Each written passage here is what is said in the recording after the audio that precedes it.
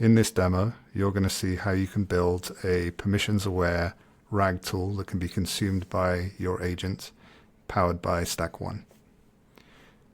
For the purposes of this demo, I've pre-configured a SharePoint connector within the StackOne dashboard that you can see here.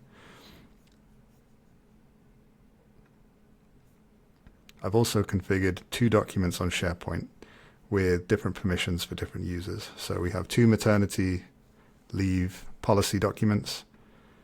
One has been given access to Guillaume, and the other has been given access to Alex.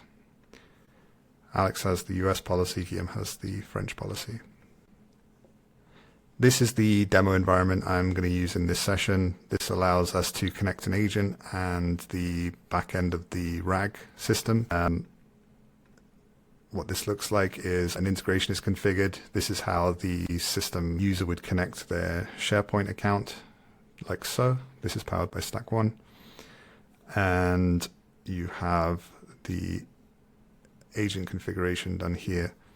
So what I will do is trigger the StackOne file picker. This is the SharePoint version. We can go into the RAG demo site that I've created on SharePoint. This triggers the native SharePoint file picker. We can see the 2 documents here that I want to add to our vector database for our RAG. I'll select those. Cool. Now that's saved, we can talk to our agent. I'm able to proxy a user here. This mimics a different user being logged in to your application that has access to your agent.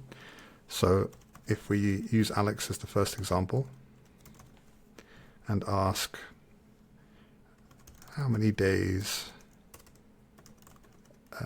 of maternity leave do I get based on the company policy?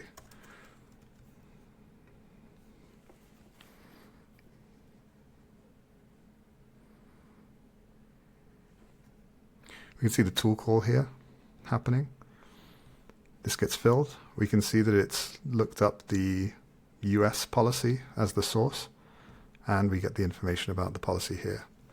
Let's start a new chat and let's ask the same question, but we'll ask it as Guillaume instead.